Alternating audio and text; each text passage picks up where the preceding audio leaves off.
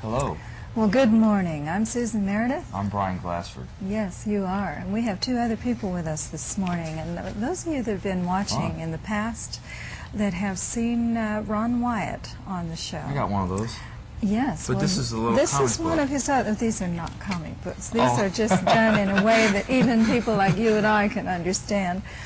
And this is the story of Genesis and creation. And because there's so many discoveries that Ron and his wife Mary Nell have made, and he brought Mary Nell with him today. And she's nervous. She is nervous. So don't give her a hard time. I will be real easy on her today. I'm real hard on most people, but That's today right. We're going to be easy on on her. her. That's Okay. right. This is one of Ron's books, and I can't see it. it's called Discovered, Noah's Ark, and for those of you that have seen Ron on the show before or around this area, or on maybe 2020 years ago, Ron discovered what the Turkish government believes is Noah's Ark, and I believe it myself. I've seen enough of his material, and You're a believer? that makes me a turkey, I guess. But I am a believer. Well, we're going to find out a lot of information, so let's get on with the show. Well, I'll tell you what we're going to get into today. Sure, We're awesome. going to talk about the pyramid building machines, and a lot of people might not think that that is biblical. But somebody in the Bible built them, and they're going to tell us about that, and also about Sodom and Gomorrah. And right now, there may not be a better thing to get into than Sodom and Gomorrah and why that happened. Most Ready? definitely. Back with our guests, Ron and Mary Nell Wyatt. Good morning, Mr. Ron. How are you? Good morning, It's Susan. good to Good to see have you. you. And Mary Nell. Good morning. Good morning. Good morning, Brian. Well, you're looking more relaxed now. She's in her element here. We've been getting her to explain some things, and let's talk first maybe about this pyramid building machine. Everybody wonders how they built those. And How big were the pyramids? I mean, they're huge, aren't they?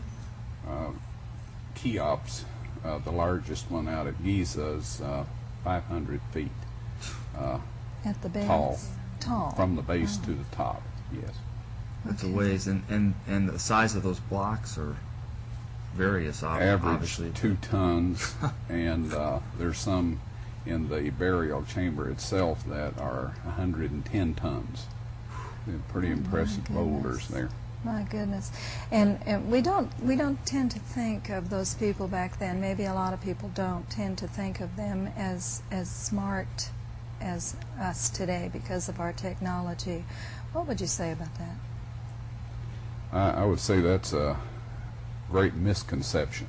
Really? I have a feeling that those people could leave us in the dust as far as intellectual abilities are concerned. And one of the things that always surprises me is that people are so anxious to assume that we're much smarter than folks back there. But the Japanese, who in my opinion are the most mechanically minded people around, in 1978 attempted to build a 50-meter pyramid to demonstrate how it was done, and they failed dismally. So if the Japanese can't do it, in my opinion, Really?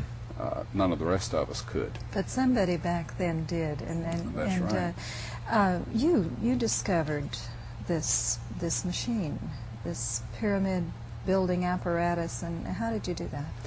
Well, the Bible says that God chooses the simple, and I'm very comfortable with the fact that I'm a simple individual.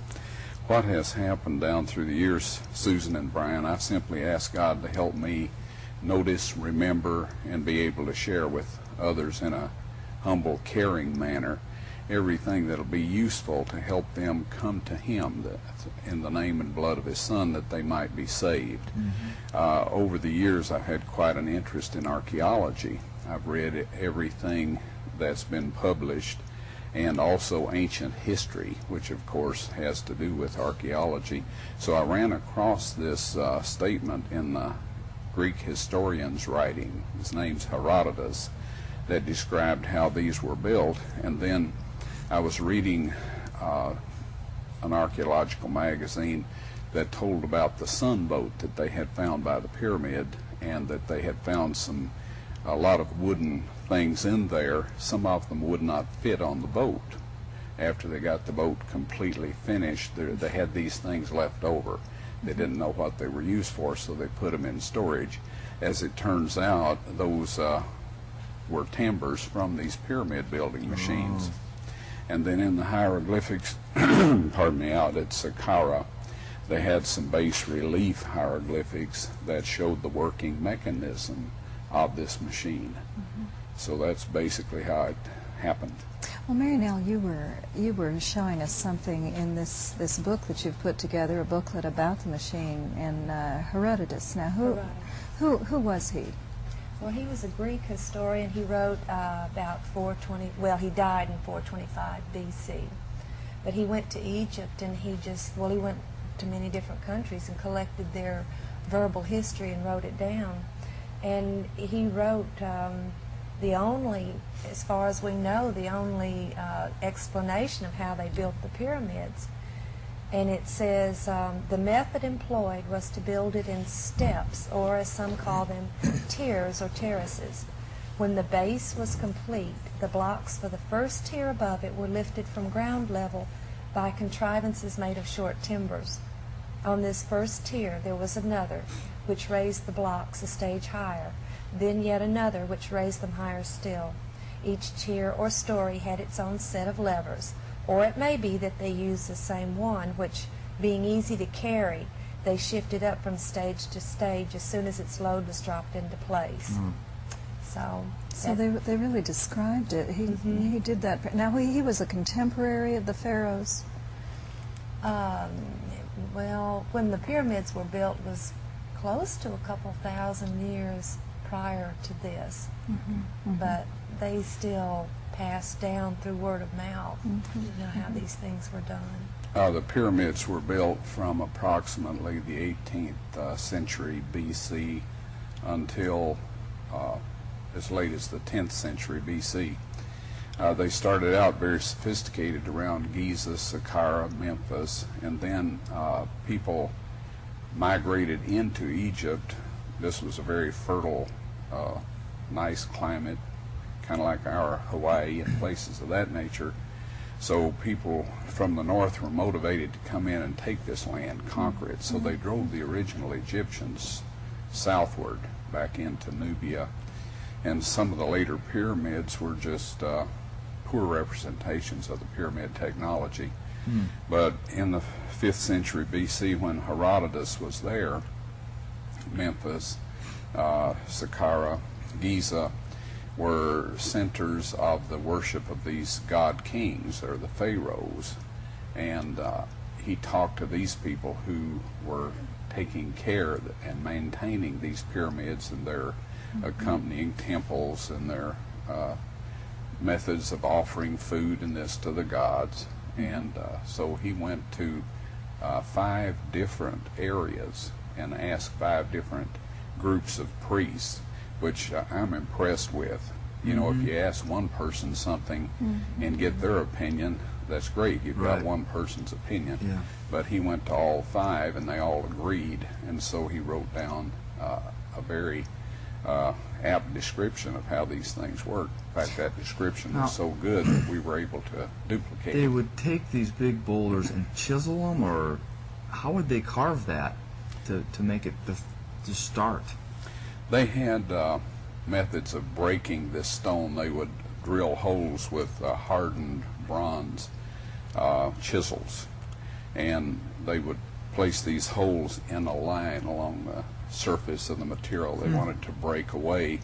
Once they got these holes there, they'd make a little trench along the top connecting all these holes, and then they would pound wooden plugs in there, pour water in this trench. The wooden plugs would expand, and then at a point, which of course if you work at this every day, you know when something's done. It's like making an omelet. If you do it all the time, you know when it's time to quit cooking it. But anyway, they would line up a bunch of workmen and they'd get a rhythm going, and then they would strike these simultaneously, and that'd break the large slab off.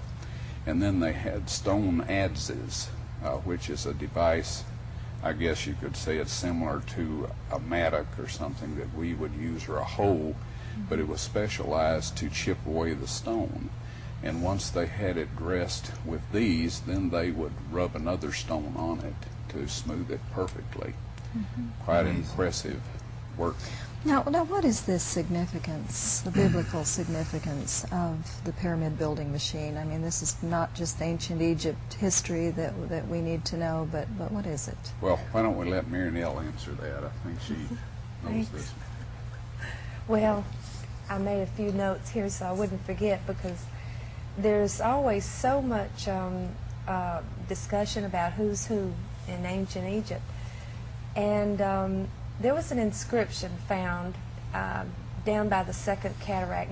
Now the Nile River in Egypt, it flows backwards, it flows up.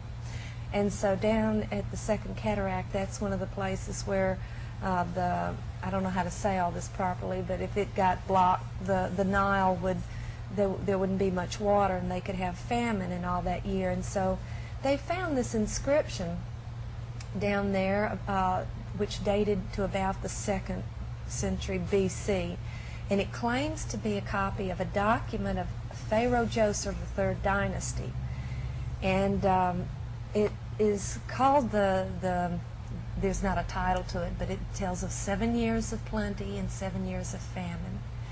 And it's a very long document, and I didn't bring it because it would take way too long to read it, but it talks about the Pharaoh. It's kind of reversed from the story of Joseph, but it has all the elements in it. 7 years of famine, 7 years of good harvest. And it talks about how he went to Imhotep, his chancellor, and asked him, where is the home of the god of the Nile? Well, the Pharaoh of Joseph asked, who is your God? Who's the God who's going to... So it's all, they changed it. The Egyptians were notorious for changing things to their current God. But it also tells about the taxation, how everything was taxed except for the priests. It's perfect, except it's just the names have been changed. And so anyhow, there's no doubt that Imhotep was Joseph. And Imhotep is most famous for being the builder or the architect of the first pyramid. And for those people that don't know out there, Joseph was one of the sons of Jacob. Jacob. One of the most significant things in Egyptian history, before Joseph's experience there and the story that's related in the Bible about him and the famine and his dreams and all that, Egypt was a collection of city-states with very little, if any, political affiliation.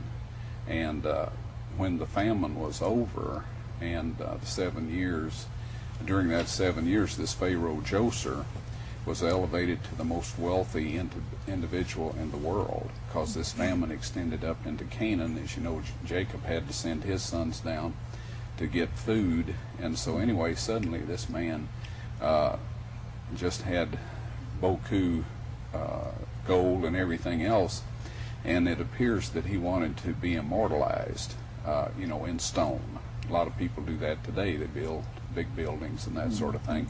So anyway, he went to Imhotep, and this, by the way, means the voice or mouth of I am. And the name in the Bible that Pharaoh gave Joseph in the Hebrew, it means the God is and the God speaks. So it's the identical terminology as this Imhotep. So anyway, he was commissioned to build a memorial that would last and perpetuate or immortalize the memory of this Joseph. And Isaiah 19:19, which is an easy text to remember, it says, "There will be an altar in the midst of the land of Egypt in that day to the Lord, and a pillar in the border thereof." Well, this pyramid was built, and it was a beautiful, white, shiny pyramid.